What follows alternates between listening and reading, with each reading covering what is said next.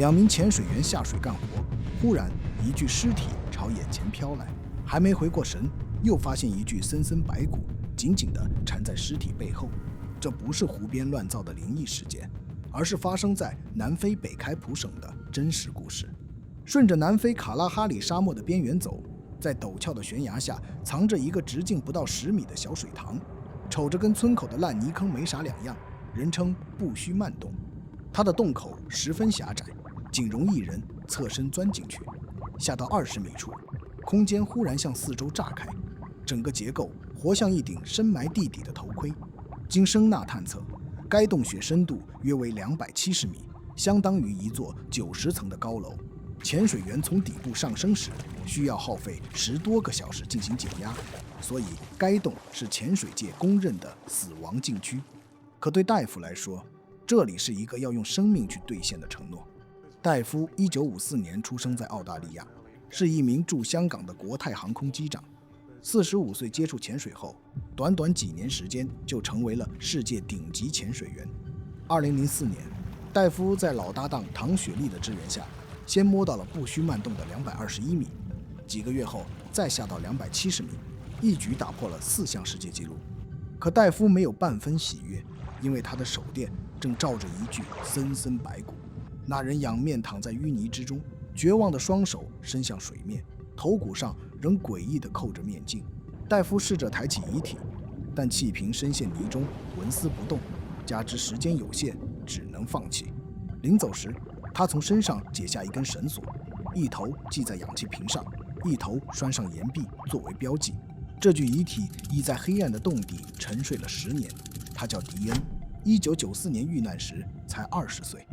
那年12月，迪恩跟队到不须慢洞练习潜水。上升途中，他还跟同伴打了个手势，一切正常。可上浮到50米处时，领队发现少了一人，立刻拼命向下追赶。奈何那道光沉得太快，转眼便消失在了黑暗里。此后10年，迪恩的父母想尽一切办法打捞遗体，甚至动用了遥控潜水器，但都一无所获。最终，他们接受了儿子回不来的事实，在洞口岩壁上挂了一块名牌，刻上他的名字。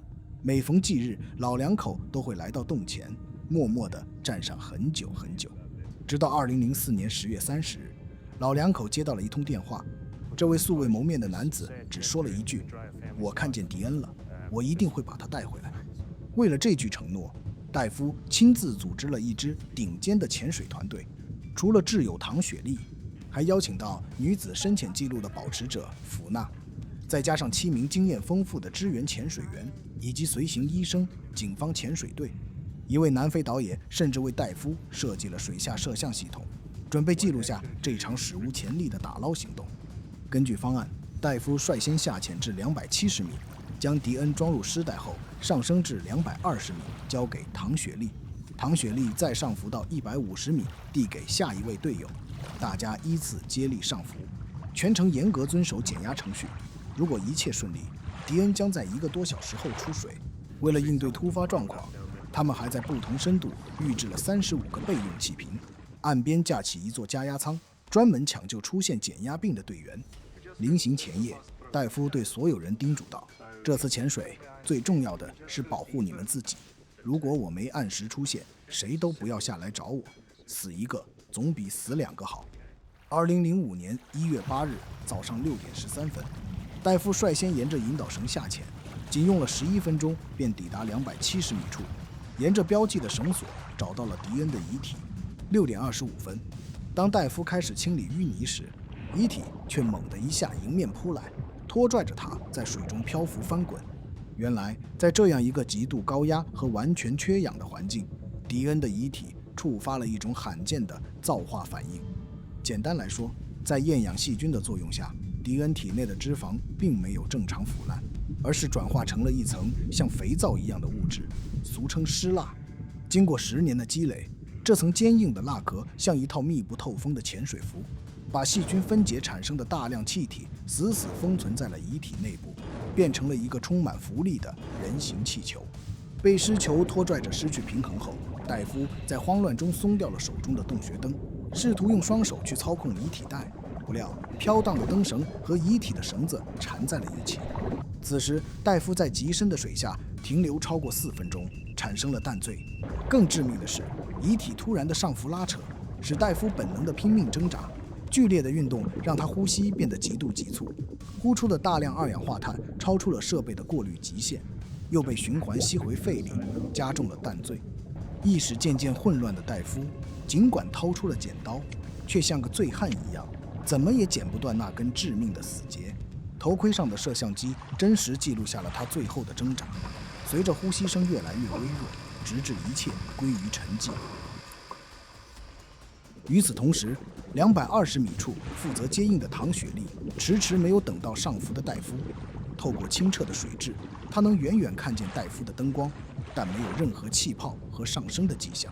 理智告诉他应该立刻减压上浮，但他犹豫了一下，还是扎了下去。当下潜至245米时，他的手电终于扫到了戴夫的引导绳。就在这电光火石之间，砰的一声，左前臂的呼吸器控制器被水压压爆。尽管挚友近在咫尺，但他只要再往下1米，就会命丧于此。最终，唐雪莉做出了这辈子最艰难的决定，转身上浮。而在150米负责接应的2名潜水员，见约定的时间已经过去，受限于气体储量，被迫转身返回。由于水下没有无线通讯，他们只能将情况写在字板上，通过绳子和塑料瓶传回水面。沿途也告知了各接力队员。不料水面指挥福纳却把字板上的下方一道灯光误读成下方无灯光，以为2人都已遇难。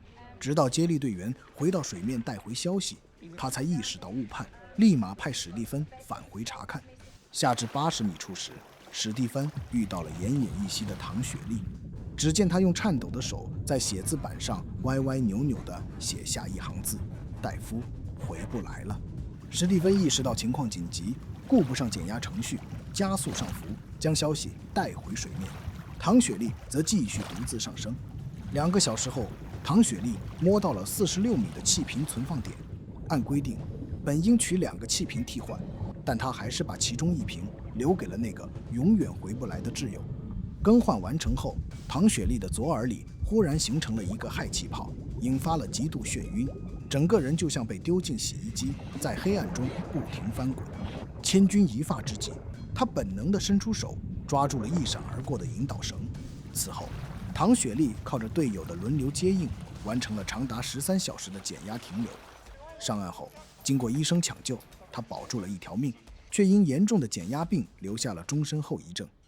5天后，所有人在岸上为戴夫举行了一个简单的告别仪式。按照计划，支援潜水员需要再次入水取回遗留的气瓶。